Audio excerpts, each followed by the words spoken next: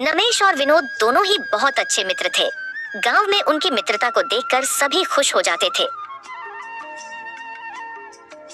नमेश बहुत ही ज्यादा ईश्वर पर भरोसा करने वाला था और विनोद बहुत ही परिश्रमी था।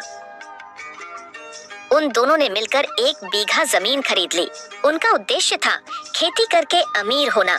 विनोद ने कहा, देखो भाई नमेश, अगर हम सही से परिश्रम कर सके तो हमारी फसल बहुत अच्छी उगेगी, समझे? भाई अगर ऊपर वाले की इच्छा हुई तो जरूर कर पाएंगे। दोनों अपनी अपनी विचार बताएं। विनोद बहुत परिश्रम करने लगा, मिट्टी खोदने लगा। कुछ देर बाद घास साफ किया, फिर बीज डाला। इस तरह वह खेत का काम को खत्म किया। और इधर नमेश सिर्फ अपने लिए आशीर्वाद मांगता रहा। उसने सोचा इंसान जो कुछ भी करता है ना, वह सब ऊपर वाला ही करता है। उसी के आशीर्वाद से तो सारे कार्य सफल होते हैं। धीरे धीरे दिन बीतने लगे, महीने भी बीतने लगे कि खेतों में चारों तरफ हरियाली छा गई। देखा नमेश, कितनी अच्छी फसल उगी है। चारों ओर कितना सुंदर नजारा लग रहा है। हाँ, ये सब ऊपर वाले का आशीर्वाद है। मैं तो रोज ऊपर वाले को याद करता हूँ। यह सब ईश्वर के कार्य से सफल हो रहा है। विनोद ने कुछ नहीं कहा। वह सिर्फ मन लगाकर अपना काम करने लगा और कुछ दिन बाद फसल उगाई जमीन सुनहरी फसल से भर गई। नमेश और विनोद बहुत खुश हो गए। नमेश आसमान की तरफ हाथ जोड़कर प्रणाम किया और कहा, हे ऊपर वाले, आपके आशीर्वाद से यह सब संभव हुआ है। यह आपके आशीर्वाद का तो फल है। क्यों मित्र, मैंने कहा था ना, ऊपर वाले के आशीर्वाद के बिना एक पत्ता भी नहीं गिरता। अब भी नमेश कुछ नहीं बोला। कुछ दिन के बाद फसल बेचने का समय आ गया। दोनों फसल को सेठ के पास बेच देते हैं। फसल बेचने से बहुत लाभ होता है। दोनों घर आ जाते हैं। अब शुरू हुई समस्या पैसों के बंटवारे को लेकर। नमेश ने कहा, क्यों भाई, हाँ ऊपर वाले की इच्छा से ही इतना लाभ हुआ है हमें। क्यों ना अब हम लाभ का बंटवारा कर लें, क्या कहते हो? फिर विनोद बोलता है, देखो भाई, इस जमीन पर बीज बोने से लेकर फसल काटने तक मैंने परिश्रम किया है, तो परिश्रम का भी तो कुछ मूल्य होता है ना। तो फिर लाभ में से ज्यादा हिस्सा मिलना मुझे उचित है। अब चाहे तुम कुछ भी कहो भाई, मुझे लाभ का ज्यादा हिस्सा मिलना ही चाहिए।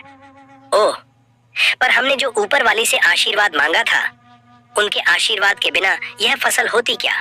बोलो बोलो, इसीलिए ज्यादा मुझे मिलना चाहिए, समझे तुम? फिर दोनों में धीरे धीरे बहस होने लगी।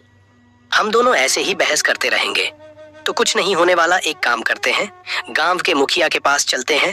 ठीक है, चलते हैं। वही हो जाए हम दोनों के मसले का हल। दोनों ही गांव के मुखिया के पास गए।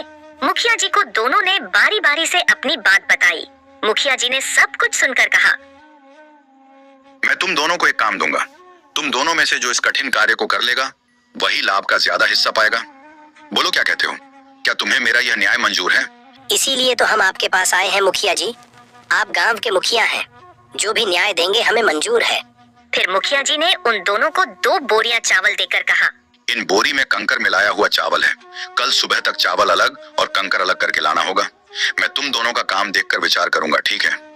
ठीक है मुखिया जी, आप जैसा चाहेंगे हम वैसे ही करेंगे।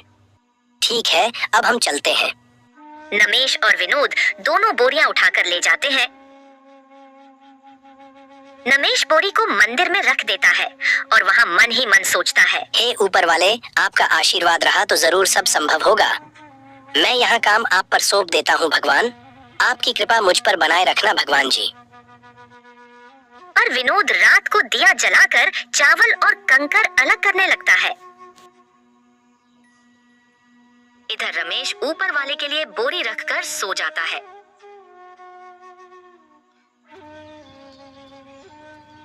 जैसे ही सुबह हुई, विनोद ने बोरी के चावल और कंकर जितना चुन पाया अलग अलग करके मुखिया जी के पास ले जाता है। मुखिया जी, मेरे से जितना हो पाया उतना मैंने किया। ये बाकी के चावल और कंकड़ बचे हुए हैं। फिर मुखिया जी उसकी बात सुनकर मुस्कुराए। उधर नमेश ऊपर वाले पर भरोसा करके नींद से उठकर बोरी लेकर मुखिया जी के पास उपस्थित हो गया। मुखिया जी ने पूछा, अब नामिश ने क्या किया, ये भी तो देखूं जरा, उसके बाद विचार करूंगा। तुम क्या पूरी बोरी के चावल चुनकर लाए हो? नहीं मुखिया जी, मैंने सारा काम ऊपर वाले के हाथ में छोड़ दिया था। देखिए मुखिया जी, उनका आशीर्वाद जरूर मुझे प्राप्त होगा। आप भी देख लीजिएगा मुखिया जी, देख लीजिएगा। नमेश का उत्तर सुनकर मुखिया जी ने कहा, अच्छा अच्छा, तुमने अपने दोनों हाथों का इस्तेमाल नहीं किया, ऊपर वाले के हाथों पर निर्भर रहे। तो दिखाओ जरा, वह तुम्हारे ऊपर वाले ने काम सही किया है या नहीं किया है। खोलो खोलो, बोरी खोलो, जल्दी खोलो। उसमें जैसे कंकर भरे हुए थे, ठीक वैसे ही अभी भी है। तब मुखिया जी ने हंसकर हाँ हाँ हाँ, ऊपर वाले ने सबको 2 हाथ दिए हैं काम करने के लिए। यही उनका श्रेष्ठ दान है। वह उन्हें ही आशीर्वाद देते हैं जो परिश्रम करते हैं, समझे ना मिस? इसीलिए विनोद के परिश्रम से ही तुम्हारी फसल हुई है। तुमने कोई परिश्रम नहीं किया है, इसीलिए लाभ का हिस्सा विनोद को ही ज्यादा मिलेगा। मुखिया जी, मुझसे बहुत बड़ी भूल हो गई है।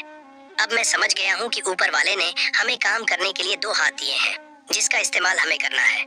आपसे मैं विनोद के साथ मिलकर काम करूंगा। नमेश सब समझ गया उससे क्या भूल हुई है। उसके बाद नमेश और विनोद अपनी जमीन में परिश्रम करने लगे। उस वर्ष बहुत ज्यादा फसल हुई और दोनों फसल को बेचकर बहुत धन कमाए। उसके बाद कभी भी दोनों के बीच हिस्सा को लेकर विवाद नहीं हुई। इस प्रकार दोनों दोस्त खुशी खुशी रहने लगे।